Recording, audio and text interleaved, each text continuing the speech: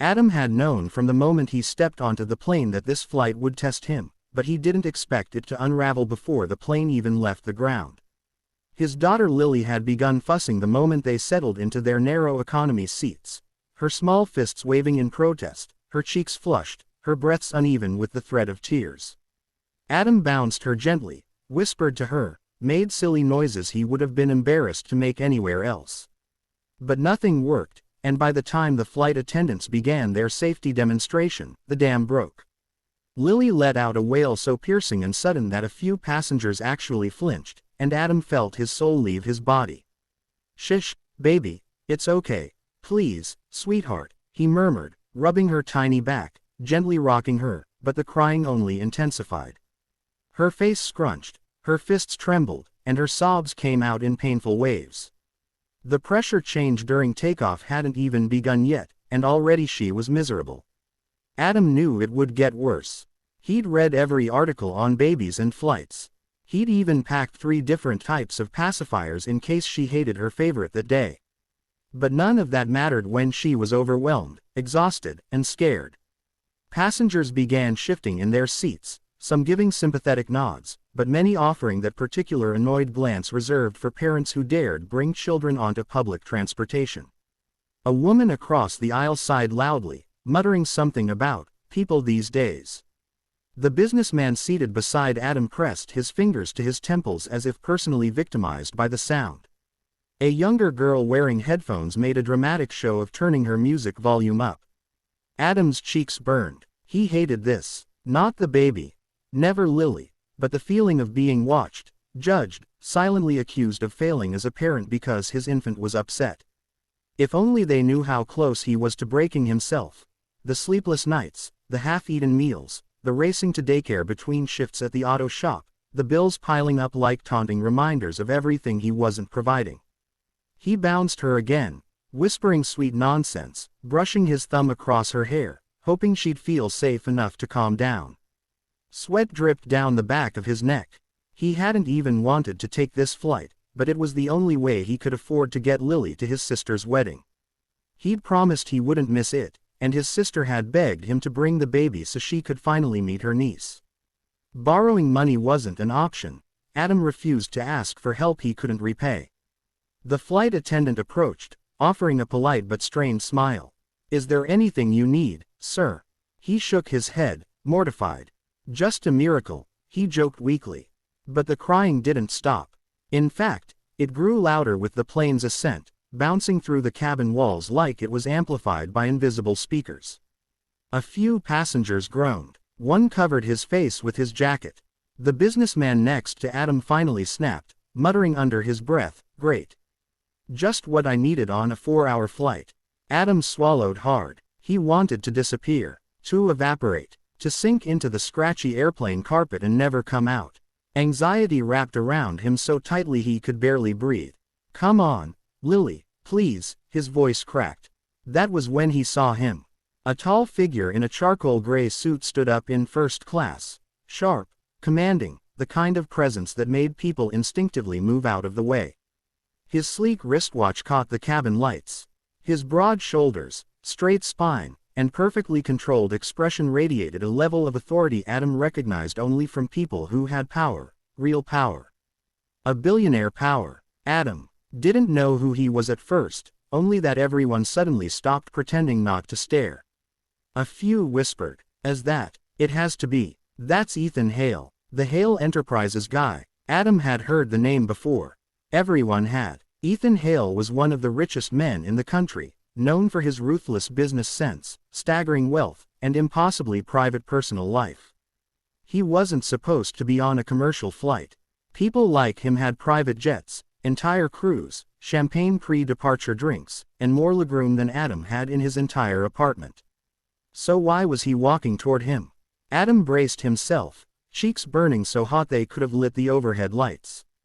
This was it. He was going to get scolded by a billionaire in front of 180 people. Told to control his child. Told to do something magical he'd already tried 100 times. Told he was ruining the flight for everyone. But Ethan didn't look irritated. His expression remained unreadable. Focused, yes, but not angry. He stopped right beside Adam's seat. And then, in a moment so shocking it stole the breath from every onlooker, Ethan gently extended his arms and said, in a calm, surprisingly warm voice, "May I?" Part 2. Adam stared up at him, stunned. For a second, he genuinely believed he had misheard. "What?" he croaked, bouncing Lily helplessly. "The baby," Ethan said quietly. "May I?" Passengers craned their necks. The businessman beside Adam blinked rapidly, mouth hanging open. The flight attendant looked like she had just forgotten all her training. Adam hesitated. It felt strange, handing his child to a stranger, let alone that stranger. But something in Ethan's eyes, something steady and deeply familiar with the situation, reassured him. It wasn't pity. It wasn't annoyance. It was understanding. With trembling hands, he passed Lily to Ethan. And silence swept across the cabin like someone had flipped a switch. Ethan held her so naturally it was jarring. His massive suit, tailored perfectly to his body, somehow didn't seem restrictive at all. He supported her head with a practiced palm, rocked her with a rhythm that spoke of experience, and gently swayed from side to side. Then he whispered, low and soft, "Pressure hurts their ears. You have to help them yawn." He brushed his thumb along Lily's cheek, and to Adam's absolute disbelief, she hiccuped, and then slowly quieted. "What the?" Adam whispered, replacing embarrassment. The passengers who had complained now watched with a mix of shock and admiration. Ethan hummed. Not a random hum. No. A lullaby. An old one. Something with a melody sweet enough to pull the tension out of the air itself. Something that felt like memory. Within seconds, Lily's cries shrank to gentle whimpers. Her fists unclenched, her breathing steadied, her tiny head rested against Ethan's chest as though she belonged there.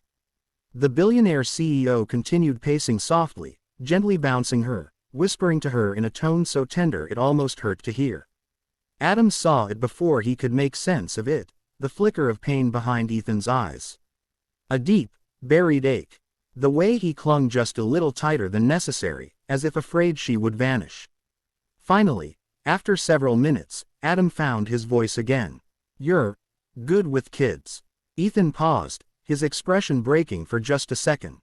Not visibly, but in a way someone like Adam, who knew grief, exhaustion, and loneliness intimately, could recognize. "I had a daughter," Ethan said quietly, eyes locked on the small sleeping baby in his arms. "Her name was Arya. She and her mother died in a car accident 6 years ago." His voice barely rose above the white noise hum of the plane. "I haven't held a baby since." Adam's breath caught. The billionaire everyone saw as cold and untouchable stood before him as nothing more than a grieving father who had once known this exact motion. Rocking, humming, soothing, only to have it ripped away. "I'm so sorry," Adam managed. Ethan nodded slightly, swallowing the emotion rising in his throat. When he finally handed Lily back, he did it with a gentleness that felt like a goodbye to something he lost long ago. Adam received her carefully, noticing she had fallen into a peaceful sleep, her tiny hand clutching Ethan's sleeve one last time before letting go. Ethan straightened, adjusting the cuff of his suit, smoothing his tie, a practiced ritual of regaining composure. But his eyes lingered on the baby longer than he meant them to. "Thank you," Adam whispered, his voice thick with gratitude. I didn't know how to." "You're doing your best," Ethan said, cutting him off. His tone softened. "And that's all she needs. Being a single parent is the hardest job in the world. Harder than anything I've ever done, and I run 17 companies." A weak laugh escaped Adam. "Feels impossible some days." "It does," Ethan admitted, his gaze drifting out the cabin window. "Especially when you're doing it alone." Without preamble, he pulled a card from his inner pocket, a sleek, matte black business card, embossed in silver. He handed it to Adam. "This is my direct number," Ethan said. "Not my assistant's. Not my office. Mine." Adam's hands shook holding something that probably cost more to print than his last week of groceries. Why would someone like you give someone like me?" "This isn't charity," Ethan cut in.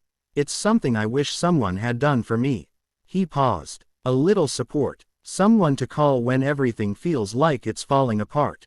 Someone who understands. Adam swallowed the lump in his throat. Are you sure? He whispered. Ethan nodded once. You helped me today more than you know. Me? How? Adam asked, baffled. Ethan looked at Lily, sleeping, peaceful, tiny fingers curled around Adam's shirt. Because for the first time in 6 years, he said softly, painfully, honestly, I remembered what it felt like to hold my daughter without the ache killing me.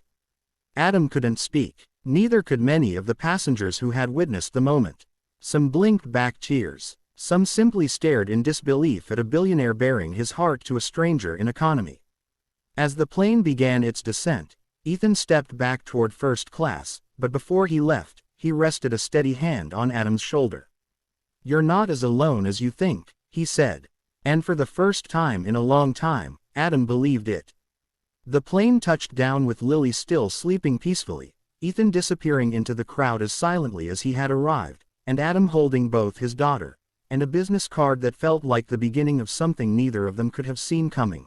An unlikely friendship, a second chance for a broken billionaire, and perhaps the quiet rewriting of two lives that had needed each other more than fate ever let them know.